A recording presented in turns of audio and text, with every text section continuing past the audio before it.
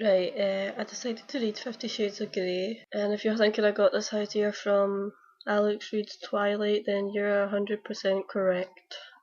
You can tell straight away it's a fan fiction. It's got too much detail that you don't need to know, like how she's brushing her hair, and you can't go to sleep with it wet. I attempt once more to bring it under control with a brush.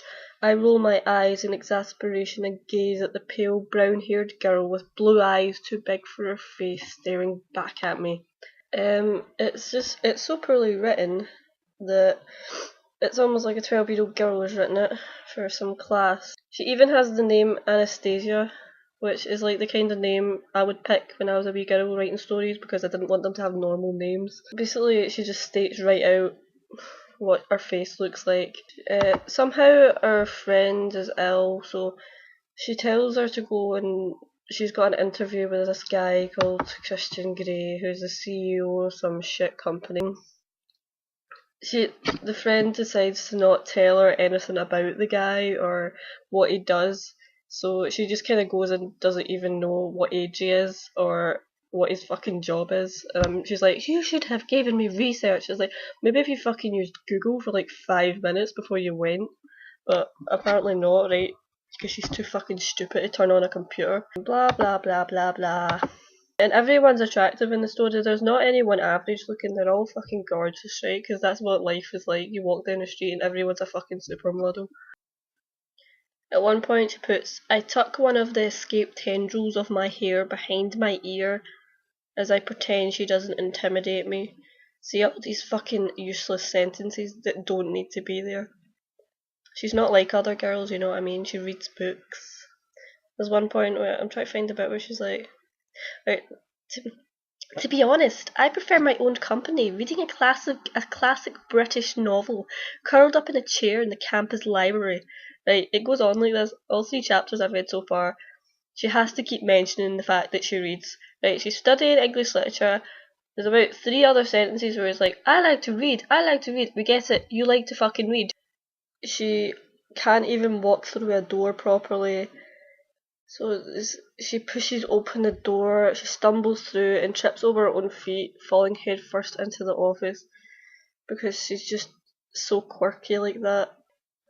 As our fingers touch, I feel an odd, exhilarating shiver run through me. Yeah. And then this is the bit where she starts blushing and she doesn't stop for the whole book. And then they do this really awkward, like, flirting that isn't flirting because they don't know how to flirt. Then she starts being a cheeky bitch. She asks him if he's gay. For some reason, this is like some big ass deal, and she keeps going on about it for like the next 3 chapters, like how embarrassing it is. But apparently, this is like because she's like Christian as fuck, obviously, like she's a member of the Westboro Baptist Church or something. She's like mortified that she's asked this. I mean, you know what? It would have been embarrassing if she'd maybe like said, "Do you enjoy fisting?" It's basically like every fan fiction I've ever read. I don't know, has she ever seen a man before? Like, she's acting as if she's never actually seen a man before. She works on her essay about some book because she fucking loves books. And then Jose comes over, who is basically Jacob Black, and he fancies her as well because she's just like that interesting. Because fuck, she loves books. Who doesn't want a girl who just fucking reads books all day? And then of course she blushes again. I think she's going through like early menopause or something. So he's like, oh, I want you to come to the opening, blah blah blah. But she likes him like he's a brother.